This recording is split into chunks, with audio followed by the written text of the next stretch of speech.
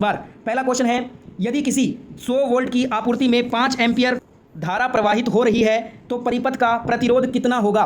यहाँ पे दोस्तों देख लीजिए, आप वोल्टेज का मान दिया है 100 वोल्टेज और धारा का मान दिया है 5 एम्पियर। प्रतिरोध बताना है तो देखिए V बराबर होता है I इंटू आर। हमारे पास V की वैल्यू है, I की वैल्यू है, हमसे R पूछा है प्रतिरोध, तो R बराबर क्या हो जाएगा V बटा में I। V कितना है 100 वोल्ट और I कितना है 5 एम्पियर, तो 20 5 हो जाएगा 100, तो यहाँ पे 20 ओम आपका राइट आंसर हो जाएगा। न्यूमेरिकल क्वेश्चन आपको करने आने चाहिए, C number option right answer होगा। अगला क्वेश्चन देखिएगा, क्वेश्चन नंबर 2 है और यही मॉडल पेपर पूछा जाएगा फर्स्ट ईयर का। जब विद्युत धारा 1 एम्पियर और वोल्टेज 10 वोल्ट हो तो शक्ति कितनी होगी। यहाँ पे आपसे P बराबर V इंटू आई, ये फॉर्मूला से क्वेश्चन पूछा है। तो देखिए P का वैल्यू बताना है, V का मान है 10 वोल्टेज 10 और धारा का मान है 1 एम्पियर। तो यहाँ पे हमारा जो आंसर आ जाएगा P बराबर 10 गुना 1 यानी कि 10 वाट आ जाएगा हमारा शक्ति। B यहाँ पे राइट आंसर हो जाएगा। ऐसे क्वेश्चन करने आने चाहिए आपको। अगला क्वेश्चन देखिएगा, क्वेश्चन नंबर 3 है यहाँ पे आपका, एक डीसी मोटर में स्टार्टर का मुख्य कार्य क्या होता है। तो देखिए जो डीसी मोटर होता है उसमें जो स्टार्टर होता है ना, उसका मुख्य कार्य होता है प्रारंभिक करंट को सीमित करना, limit starting current. C number option right होगा। बढ़ते रहिए, अगला क्वेश्चन है क्वेश्चन नंबर 4, डीसी जनरेटर की दक्षता को कैसे मापा जाता है। तो यहाँ पे आपका राइट आंसर हो जाएगा ऑप्शन ए, आउटपुट बटा इनपुट गुना 100। डीसी जनरेटर की दक्षता को मापने के लिए जो सूत्र होता है वो होता है आउटपुट बटा इनपुट गुना 100। ए नंबर ऑप्शन राइट होगा। ये मॉडल पेपर पूरा रट कर जाना है एग्जाम में आपको, ये पूरा मॉडल पेपर रट लो एग्जाम से पहले, क्योंकि यही मॉडल पेपर आएगा। इस मॉडल पेपर में 75 क्वेश्चन मैं करवाऊंगा और सीबीटी पेपर में आपके 75 क्वेश्चन आते हैं, जिसमें 38 क्वेश्चन सबसे पहले अपने इलेक्ट्रीशियन थ्योरी के कर रहे हैं, 6 प्रश्न यहाँ पे ड्राइंग के रहेंगे, 6 प्रश्न आपके वर्कशॉप के रहेंगे और 25 प्रश्न हो गए इंप्लॉयबिलिटी स्किल का। टोटल 150 नंबर का पेपर है ये। और अगर आपको सीबीटी 1 पेपर में फर्स्ट ईयर में अच्छा स्कोर करना है ना, तो ये पूरा पेपर आपको याद होना चाहिए, क्योंकि यही पेपर आपसे पूछा जाएगा 100% गारंटी के साथ, मैं ये बोल रहा हूं। अगला क्वेश्चन देखते हैं, क्वेश्चन नंबर 5 क्या है, वोल्टेज और धारा के बीच गुणनफल किसका संकेत देता है। वोल्टेज और धारा के बीच में गुणनफल यानी कि V इंटू आई जो है ना, ये शक्ति का संकेत देता है। शक्ति का सूत्र अभी मैंने आपको बताया था, P बराबर होता है V इंटू आई, वोल्टेज और धारा का गुणनफल होता है शक्ति। तो ए नंबर ऑप्शन राइट होगा। अगला क्वेश्चन देखेंगे, 100 वाट का बल्ब 220 वोल्टेज पर कितनी धारा खींचेगा। तो यहाँ पे P का मान कितना है 100 वाट है, V का मान कितना है 220 वोल्ट है, हमसे पूछा है I का मान। P बराबर होता है V इंटू आई, तो I बराबर क्या हो जाएगा P बटा में V हो जाएगा। तो यहाँ पे आपका जो राइट आंसर होगा 100 बटा 220 वोल्टेज, राइट, इसको आप हल करोगे तो राइट आंसर आएगा 0.45 एम्पियर। ए नंबर ऑप्शन राइट होगा। न्यूमेरिकल करना आना चाहिए, आसान है बिल्कुल। अगला क्वेश्चन देखेंगे 7 नंबर क्वेश्चन, यदि किसी परिपथ में वोल्टेज दोगुना कर दिया जाए तो करंट पर क्या प्रभाव पड़ेगा। और मानकर चलिए प्रतिरोध समान है, उसके साथ छेड़छाड़ी नहीं हुई है। अब यहाँ पे देखिएगा, ओम का नियम आपने सुना होगा, V बराबर होता है I इंटू आर, जिसमें धारा और वोल्टेज एक दूसरे के समानुपाती होती है, यानी कि वोल्टेज बढ़ाएंगे तो धारा बढ़ेगी, वोल्टेज घटाएंगे तो धारा भी घटेगी। पर यहाँ पे जो R का मान निकालेंगे ना, तो R बराबर हो जाएगा V बटा I।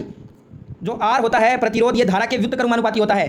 पर हमसे यहाँ पे पूछा है वोल्टेज को दोगुना कर दिया जाए तो करंट पे क्या प्रभाव पड़ेगा। अभी मैंने आपको बताया था ओम के नियम के अनुसार वोल्टेज धारा के क्या होती है, समानुपाती होती है। वोल्टेज को दोगुना करोगे तो करंट भी क्या हो जाएगी, दोगुनी हो जाएगी, डबल हो जाएगी। बी नंबर ऑप्शन सही उत्तर होगा इस क्वेश्चन का। अगला क्वेश्चन देखो, क्वेश्चन नंबर 8 क्या कह रहा है, एक बंद परिपथ में धारा प्रवाहित करने के लिए आवश्यक मुख्य घटक कौन सा होता है। तो एक बंद परिपथ में धारा अगर प्रवाहित करनी है तो आवश्यक मुख्य घटक होगा विद्युत स्रोत, पावर सोर्स जिसको बोलेंगे। ए नंबर ऑप्शन सही हो जाएगा। अगला क्वेश्चन है, करंट का मापन करने वाला यंत्र परिपथ में कैसे जोड़ा जाता है। यहाँ पे एम्पियर मीटर की बात हो रही है। करंट को मापने वाला जो यंत्र होता है उसको बोलते हैं हम एम्पियर मीटर, जो धारा को मापता है। और ये पूछ रहा है कि एम्पियर मीटर का परिपथ में कनेक्शन कैसे होता है, श्रृंखला में होता है, सीरीज में। ए नंबर ऑप्शन सही उत्तर होगा। सारे प्रश्न रट लो मॉडल पेपर के। अगला प्रश्न है, शुद्ध प्रतिरोधी परिपथ, प्योर रेजिस्टिव सर्किट की बात हो रही है। शुद्ध प्रतिरोधी परिपथ में विद्युत शक्ति का उपयोग कहाँ होता है। तो ये होता है हीटिंग करने में। हीटिंग में शुद्ध प्रतिरोधी परिपथ का जो उपयोग है वो हीटिंग में, विद्युत शक्ति का उपयोग होता है हीटिंग में। ए नंबर ऑप्शन सही हो जाएगा। अगला क्वेश्चन देखिए, जब एक प्रतिरोधक को समानांतर रूप से जोड़ा जाता है तो समग्र प्रतिरोध पर क्या प्रभाव पड़ता है। What happens to the total resistance when a resistor is connected in parallel. Question Hindi English दोनों में लिखकर लाया हूं, जिसको जो लैंग्वेज अच्छा लगता है उस लैंग्वेज में याद कर लो प्रश्न। एक चीज मैं आपको बता दूं, देखिए जब भी समानांतर में प्रतिरोध जुड़ेंगे ना तो टोटल प्रतिरोध, कुल प्रतिरोध क्या होगा, घटता है। तो बी नंबर ऑप्शन राइट होगा इसका आंसर। यहाँ पे एक चीज आपको बता दूं, जब समानांतर में प्रतिरोध होगा तो वो घटेगा, अगर सीरीज में होगा यानी कि अगर वो श्रेणी में होगा ना, श्रेणी यानी कि श्रृंखला क्रम में अगर प्रतिरोध होगा तो वो बढ़ेगा। हमसे यहाँ पे समानांतर में पूछा था तो घटता है, ये इसका राइट आंसर होगा। अगला क्वेश्चन देखिएगा, एक संधारित्र में चार्ज और वोल्टेज का संबंध किस प्रकार का होता है। What is the relationship between charge end voltage in capacitor. तो ये प्रत्यक्ष समानुपाती होता है, डायरेक्टली प्रोपोर्शनल होता है ये। ए नंबर ऑप्शन राइट आंसर होगा। अगला क्वेश्चन देखेंगे, एक ट्रांसफार्मर में कौन सी धारा पाई जाती है? Which current is found in a transformer? Transformer में एसी करंट होती है। B number option will be the right answer. अगला क्वेश्चन यहाँ पे, डीसी मशीन की टेस्टिंग में स्विनबर्न की विधि किसके लिए प्रयोग होती है? तो स्विनबर्न की जो विधि होती है डीसी मशीन में, ये डीसी शंट मशीन के लिए प्रयोग होती है, डीसी शंट मशीन के लिए। सी नंबर ऑप्शन करेक्ट हो जाएगा। अगला क्वेश्चन है क्वेश्चन नंबर 15, डीसी मशीन में शंट वाइंडिंग किसके समानांतर जुड़ी होती है? डीसी मशीन में शंट वाइंडिंग ये आर्मेचर के समानांतर जुड़ी होती है। ए नंबर ऑप्शन राइट होगा। अगला क्वेश्चन देखिए, जिंक क्लोराइड सेल का प्रकार क्या होता है? What type of cell is a zinc chloride cell? Zinc chloride cell की मैं बात करूं तो ये एक प्राइमरी सेल होता है। A number option will be the right answer. Next question है आपके स्क्रीन पे, क्वेश्चन देखिएगा, एक इंडक्टर का मुख्य उपयोग क्या होगा? What is the primary use of an inductor? एक इंडक्टर का मुख्य उपयोग क्या होता है? तो ये करंट में बदलाव का विरोध करता है। क्या करता है? करंट में बदलाव का विरोध करता है। बी नंबर ऑप्शन सही उत्तर हो जाएगा। अगला क्वेश्चन है क्वेश्चन नंबर 18, सेल और बैटरी में कौन सी ऊर्जा का रूपांतरण होता है? Which energy conversion occurs in a cell and battery? Cell और बैटरी में देखिएगा, रासायनिक से विद्युत ऊर्जा, केमिकल टू इलेक्ट्रिकल में चेंज होता है सेल और बैटरी से। ए नंबर ऑप्शन राइट हो जाएगा। ये मॉडल पेपर आपका फर्स्ट ईयर के लिए बनाया है मैंने। फर्स्ट ईयर जो आपका एग्जाम होने जा रहा है इस साल आईटीआई का, इलेक्ट्रीशियन ट्रेड का, उसमें यही मॉडल पेपर 100% आपसे इस बार पूछा जाएगा। तो पूरा मॉडल पेपर एंड तक देखना है, लास्ट तक देखना है, एक भी क्वेश्चन को स्किप नहीं करना है। सारे क्वेश्चन इंपॉर्टेंट है। 75 क्वेश्चन का पेपर है, 150 नंबर का ये पेपर रहेगा। और लास्ट में अपना स्कोर बताना कि 150 नंबर में से कितने नंबर बने हैं आपके, 75 में से कितना सही कर पाए हो। ठीक है, वीडियो लाइक शेयर सब्सक्राइब करते रहिएगा। क्वेश्चन 19 है, जनरेटर में ईएमएफ का उत्पादन किस सिद्धांत पर आधारित होता है? तो देखिए, the generation of EMF in A generator is based on which principle? Generator में जो ईएमएफ बनता है ना, वो किस सिद्धांत पर आधारित होता है? फेराडे के लॉ पे, फेरेल के नियम से। ए नंबर ऑप्शन करेक्ट हो जाएगा। अगला क्वेश्चन देखिएगा, क्वेश्चन नंबर 20 क्या कह रहा है, डीसी मशीन का प्रदर्शन कौन से परीक्षण द्वारा आंका जाता है? Which test is use to evaluate performance of DC machine? DC machine का प्रदर्शन जो है ना, ये ब्रेक टेस्ट के द्वारा आंका जाता है, इसको बोलते हैं break test. B number option correct होगा। अगला क्वेश्चन है, ट्रांसफॉर्मर में कौन सी टेस्टिंग मुख्य रूप से कॉपर तथा आयरन लॉस जानने के लिए होती है? Which test is mainly use to determine copper and iron losses in a transformer में टेस्टिंग मुख्य रूप से कॉपर और आयरन लॉस के लिए शॉर्ट सर्किट टेस्ट होता है। ए नंबर ऑप्शन राइट होगा। ट्रांसफॉर्मर में कभी भी कॉपर और आयरन लॉस को जानना है तो उसके लिए शॉर्ट सर्किट टेस्ट किया जाता है। अगला सवाल देखिएगा, क्वेश्चन नंबर 22 क्या कह रहा है, ओपन सर्किट टेस्ट ट्रांसफॉर्मर के किस लॉस को मापने के लिए किया जाता है? शॉर्ट सर्किट टेस्ट तो होता है आयरन आपका, यहाँ पे जो मैंने बताया था शॉर्ट सर्किट टेस्ट, ये तो होता है कॉपर और आयरन लॉस के लिए। पर अब ये पूछ रहा है ओपन सर्किट टेस्ट जो है वो ट्रांसफॉर्मर में किस लॉस को मापने के लिए होता है? तो जो ओपन सर्किट टेस्ट होता है ना, ये आयरन लॉस के लिए होता है। ठीक है, दोनों लॉस अलग अलग है, ध्यान रखिएगा। आयरन लॉस आपका राइट होगा, बी नंबर ऑप्शन राइट होगा। अगला देखिएगा, ट्रांसफॉर्मर की दक्षता एफिशिएंसी कब अधिक होती है? When is the efficiency of A transformer maximum? Transformer की दक्षता एफिशिएंसी जब अधिक होगी जब कॉपर लॉस बराबर हो जाएगा आयरन लॉस के। A number option is the right answer. Next question, सारे क्वेश्चन याद कर लो। अगला क्वेश्चन है, अर्थिंग के लिए सबसे उपयुक्त धातु कौन सी है? Which is the most suitable metal for earthing? Earthing के लिए सबसे उपयुक्त धातु जो है वो कॉपर को माना जाता है। सी नंबर ऑप्शन करेक्ट होगा। और विद्युत की सबसे अच्छी चालक भी कॉपर को ही कहा जाता है। अगला क्वेश्चन यहाँ पे देखिएगा दोस्तों, क्वेश्चन है, औद्योगिक वायरिंग में किस प्रकार के वायरिंग मटेरियल का उपयोग मुख्यतः होता है?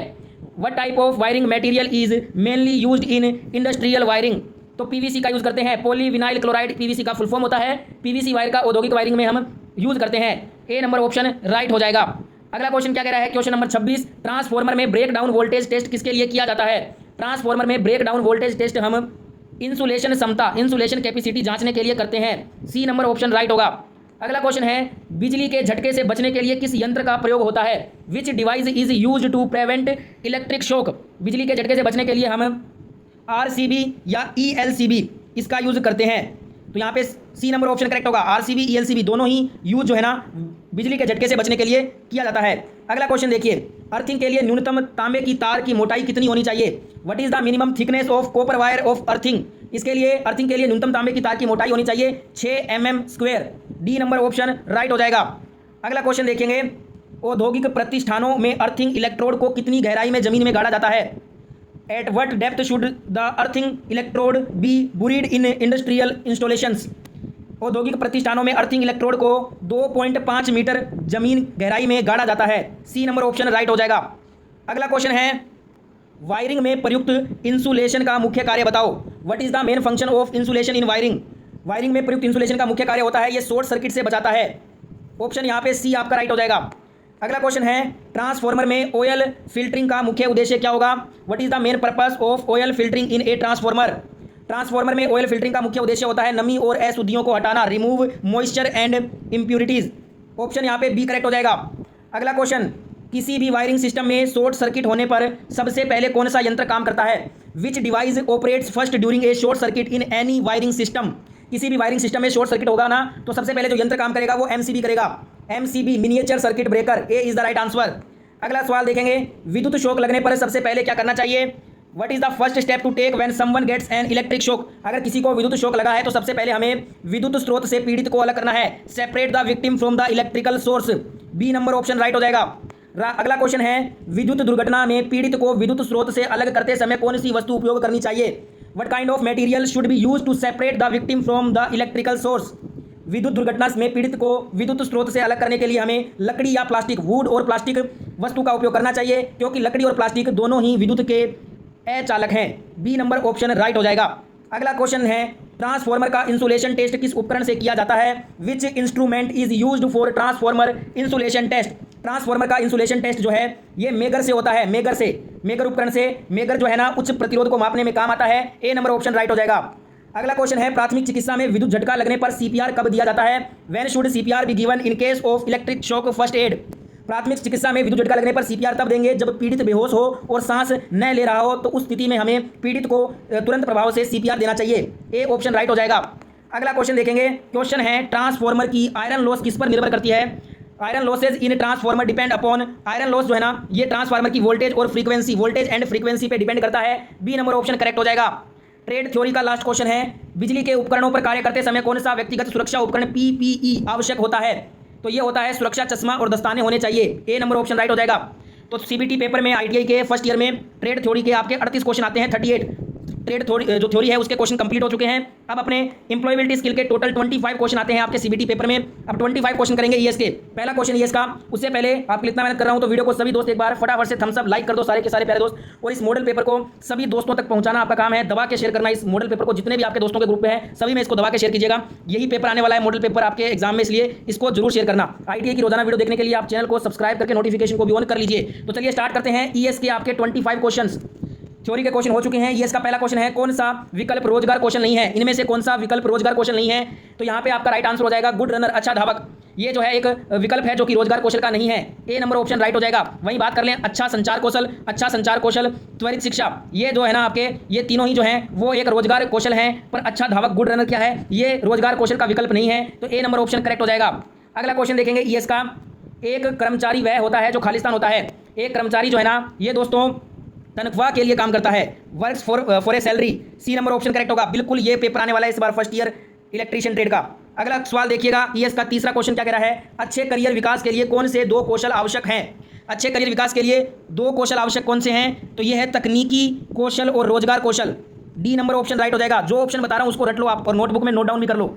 अगला यहाँ पे देखिएगा क्वेश्चन 4 क्या है, गोपी हमेशा सीखने और अपने काम में सुधार करने के लिए तैयार रहता है। उसके पास क्या है? उसके पास ग्रोथ माइंडसेट है, विकास मानसिकता। सी नंबर ऑप्शन राइट हो जाएगा।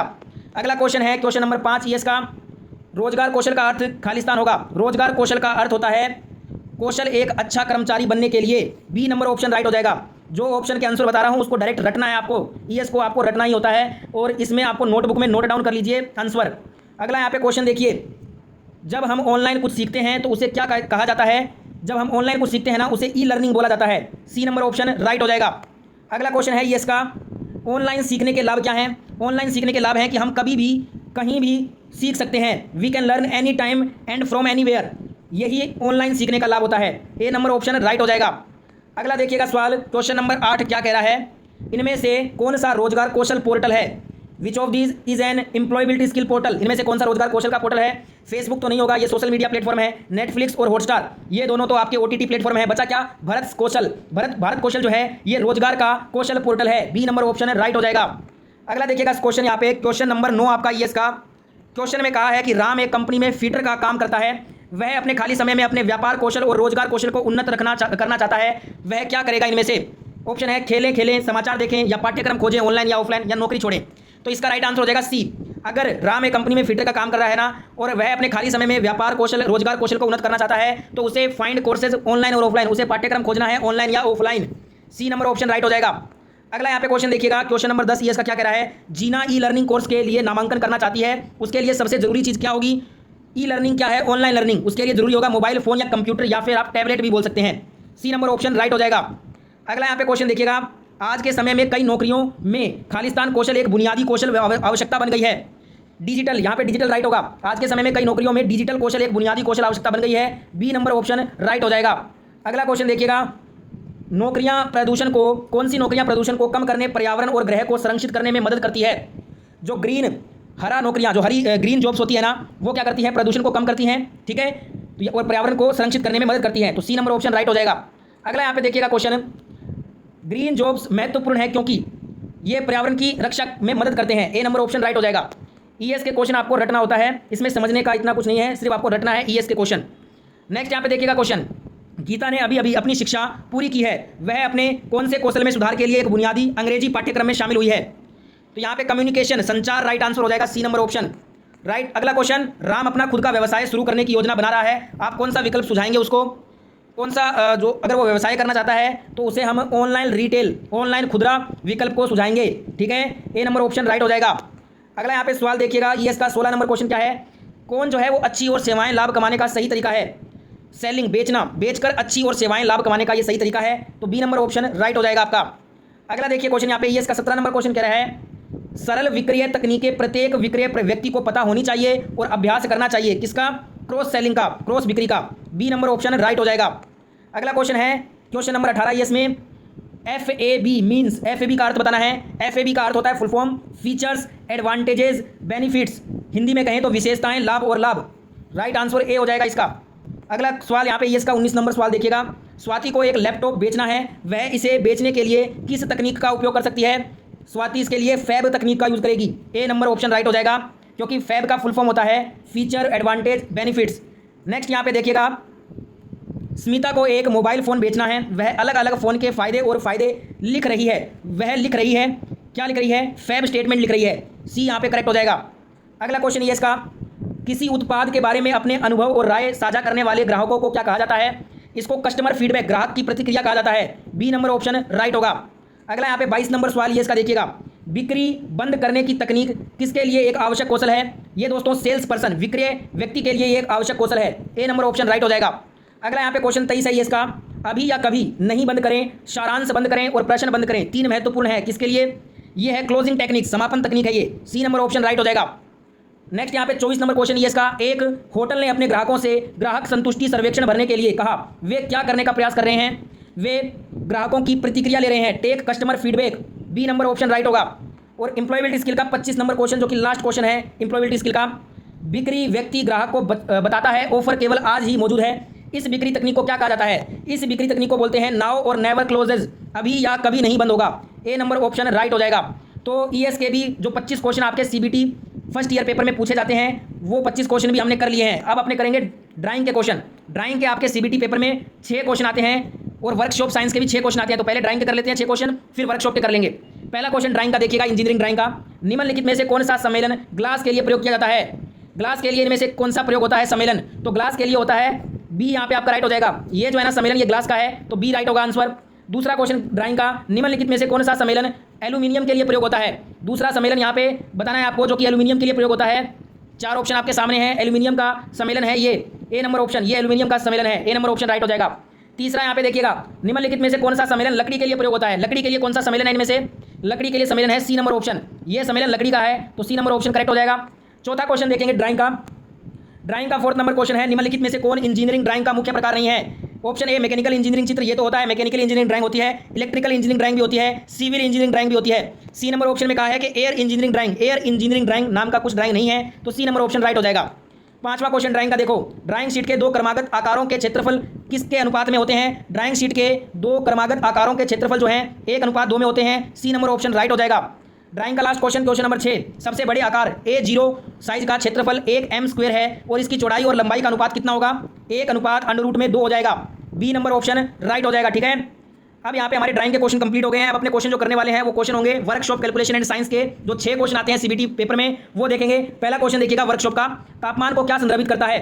तापमान को जो है यह ऊष्मा की अवस्था को बताता है। It tells the state of heat, B number option right होगा। ठीक है, अगला क्वेश्चन देख लीजिएगा वर्कशॉप का। दूसरा क्वेश्चन क्या है, ऊष्मा की एसआई इकाई, what is the SI unit of heat. ऊष्मा की एसआई इकाई होती है जूल। क्या होती है, जूल होती है। B number option is the right answer. अगला यहाँ पे क्वेश्चन नंबर 3 है वर्कशॉप का, ऊष्मा को मापने के लिए किस उपकरण का उपयोग किया जाता है। Which instrument is use to measure heat. ऊष्मा को मापने के लिए कैलोरीमीटर यूज होता है। ए नंबर ऑप्शन यहाँ पे आपका राइट हो जाएगा।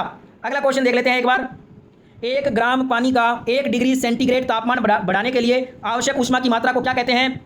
1 ग्राम पानी का 1 डिग्री सेंटीग्रेड तापमान बढ़ाने के लिए आवश्यक ऊष्मा की मात्रा को हम कैलोरी बोलते हैं। बी नंबर ऑप्शन राइट हो जाएगा। क्वेश्चन नंबर 5 वर्कशॉप का है, पानी की विशिष्ट ऊष्मा का मान क्या होगा। What is the value for specific heat of water. पानी की विशिष्ट ऊष्मा का मान 1 होता है। कितना होता है, 1 होता है। डी नंबर ऑप्शन राइट होगा। वर्कशॉप का लास्ट क्वेश्चन यहाँ पे क्वेश्चन नंबर 6 है, किस प्रकार की ऊष्मा को उसकी भौतिक अवस्था बदलने बिना किसी पदार्थ द्वारा अवशोषित किया जाता है या छोड़ा जाता है, उसे हम क्या बोलते हैं। उसे हम दोस्तों सेंसिबल हीट, सेंसिबल ऊष्मा कहते हैं। बी ऑप्शन यहाँ पे राइट हो जाएगा। तो इसी के साथ दोस्तों हमारा ITI CBT फर्स्ट ईयर का जो पेपर है, मॉडल पेपर, वो कंप्लीट हो चुका है। इस मॉडल पेपर में मैंने आपको टोटल 75 क्वेश्चंस करवाए हैं, जिसके टोटल जो नंबर है वो 150 नंबर